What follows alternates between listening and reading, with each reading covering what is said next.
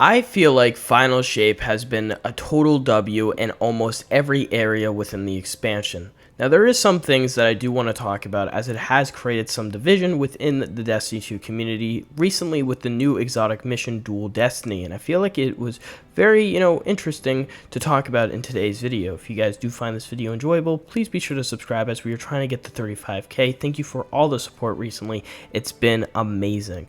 Love you guys. Now, let's get right into it. Now, the Dual Destiny exotic mission came out yesterday. The exotic quest, or sort of the way of getting the mission, wasn't so straightforward, and it basically had us go and do overthrows in all the 3 regions and killing a Lucent Hive enemy somewhere out in the outskirts of that region that, 1, wasn't so easy to figure out, and then 2, after doing that, we had to guide our way back to an area near the Blooming in order to find and start the exotic mission. Now, looking at all that, it doesn't look too bad, and as a solo guardian, as if you're doing it like me, it doesn't sound that, hard and difficult, and it was a sort of interesting secret to do, as us solo players love secrecy and love doing things just on our own and love just doing that stuff. And then once we got to the exotic mission and figured it out and was about to start it, we found out that you needed to be with another guardian. However, you couldn't be in a fire team. It had to only be 2 guardians doing the exotic mission. That's why hence Dual Destiny is the title of probably the exotic mission. And this started to create some division for a majority of the solo players in Destiny, which I believe is a majority. I don't believe that there's actually a small amount of people who are solo. I know a lot of guardians that can't play the same times with other people, can't do raids, have to use LFG Finder a majority of the time due to them being at unavailable times, and hence actually enjoying just playing the game alone and not playing with anybody else because they love the solo experience. And a lot of people love soloing endgame activities as well as doing speedruns, and the speedrun community have been annoyed at the surges, which I don't know if that's something we should talk about in today's video, maybe another video some other day. But looking at all that together, when Guardians found out that the new exotic mission had to use another guardian instead of just being able to be, played with 1 guardian, a lot of people got annoyed. Division started to escalate, and a lot of guardians actually decided not to do the exotic mission. I was reading some of the comments from the other video the other day, and I saw that a lot of guardians didn't even bother want to join into the mission due to the division, that there weren't going to be any changes, that it was going to just be for a solo player. Looking at that all together, the mission does have a lot of vow and a lot of mechanics that make sure that they have a lot of things going on. And if your other guardian wasn't unsure or wasn't doing anything correctly or knowing anything correctly for the exotic mission at the time, then it would be a bit of a problem. I was playing this with an LFG, Lucian, who is just an amazing guy. I love that guy. And when we were doing the exotic mission, we failed on our first attempt because some of the mechanics at the end or before the boss fight were just very confusing, and we didn't figure it out until the last minute. I'm saying that now because when we look back on it, it was actually pretty straightforward now when I did it the first time. And that's why a lot of Guardians love using guides. Pretty cool, huh? Pretty cool observation.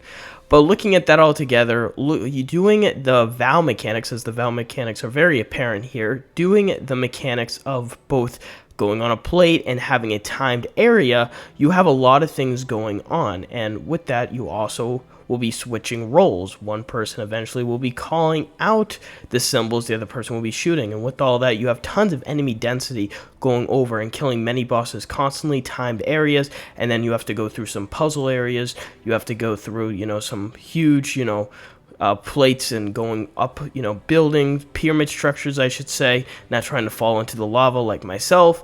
And then you have to do some clock work, which again is what I actually mean. Like, you're actually going to be naming clocks and calling them out for one of the objectives.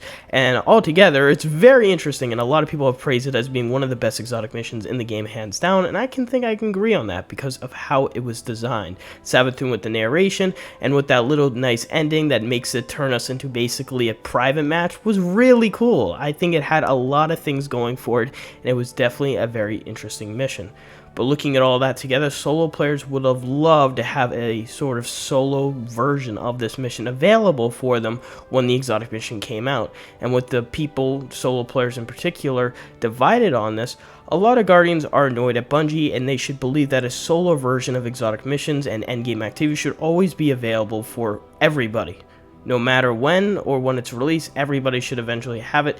And Bungie hasn't spoken really on if they were going to make a solo version for this mission. I think there's a lot of suggestions out there. Someone said just make it so an NPC or some vendor does the other area of a mission, or one Guardian does both areas, so then it would be more of an endgame challenge. Maybe put something extra on it, maybe an extra exotic or a harder difficulty, or maybe some extra rewards if one Guardian wants to do both areas. Or you could just make it so the other area doesn't exist and one Guardian's just doing it for one side all the time.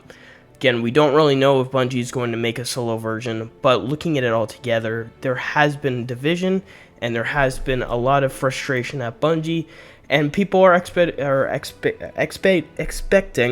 future content updates for the solo player design. So I feel like, again, a lot of people conflicted over this sort of the area that this mission is not available for all the Guardians, and it makes sense. I personally believe that every mission should sort of have sort of a pre-version of some sort to make sure that everyone can be satisfied at the end of the day. However, I understand that the particular design with this exotic mission was to only solidify for having one other Guardian with them, so it's Quent's dual destiny. So that's why it's called that. So I personally believe that Bungie should look into this and think about something for the future if they were going to make an exotic like this design. However, I feel that it's also, and Bungie's right, that they did a great exotic mission, and unfortunately this time around you're going to need a person from LFG Finder, and with that now being in the game, it's actually much more of a better situation than having not that in the game and going on some Bungie webpage or something like that and figuring it out with another person there. So again, altogether, I feel like Bungie has personally not made a bad mission. I know a lot of people are saying it's going to be a bad mission because you have to use another Guardian. I do not believe that at all. I ran it a couple times. I personally enjoyed it. I think it's one of the best exotic missions. So I hope that everyone goes in there and tries it out at least once. But other than that, I will see you guys on the next video. Let me know your thoughts on this exotic mission, as I find it really interesting to talk about.